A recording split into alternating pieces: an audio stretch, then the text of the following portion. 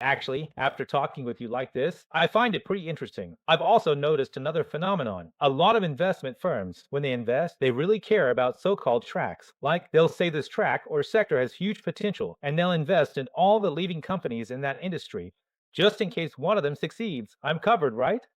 Actually, this kind of strategy is pretty normal in investing. But you don't really do that, do you? It seems like once you pick a certain track, you tend to focus. Let's call it placing a bet on just one particular company. Take functional beverages, for example. Of course, now Dongfeng has made it, but 7 or 8 years ago, when it wasn't certain yet, there were still other companies competing with him. At that point in time, you couldn't be 100% sure that Dongfeng would succeed. So why didn't you invest in some of the other companies as well?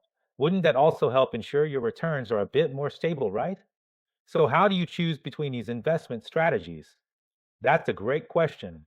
When it comes to our industry, one of the most important things is the development model of the fund industry. And the investment logic as well. Like I just mentioned, most companies actually rely on probability based investing, right? It's all about choosing the right track. Essentially, investing is a test of your judgment.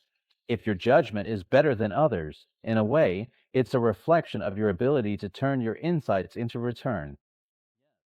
So, for many institutions, because they haven't spent enough time really understanding the industry, the sector, the companies, or the fundamental logic behind business growth, their understanding might not be that deep. So, their choices in the moment are pretty straightforward, right?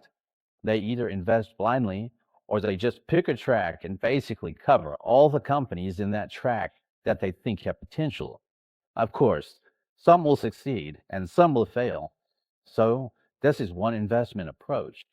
But our approach is different. Our philosophy is not to spread ourselves too thin, but to focus and seize the right opportunities, build a solid foundation, and make a strong move when the time is right. We are a professional institution driven by investment and research. We believe our judgment is strong, enabling clear decisions. Who will be the next king? So, during this process, we're not willing to just do track based investing. Secondly, timing is very important. The reason our investment institution has developed this kind of investment logic and methodology is essentially because we're actually going against human nature. But behind this counterintuitive investment behavior, it actually gives us a very strong feedback in return. And the growth, development, and evolution of companies, in essence, also feeds back into our professional abilities. It makes us feel even more that this way of working is right for us.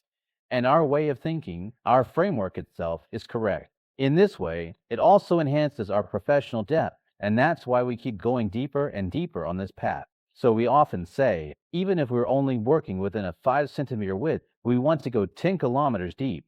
This is what we call competition. It's actually a competition of depth. In the future, in China, only by being focused and dedicated can you become truly professional.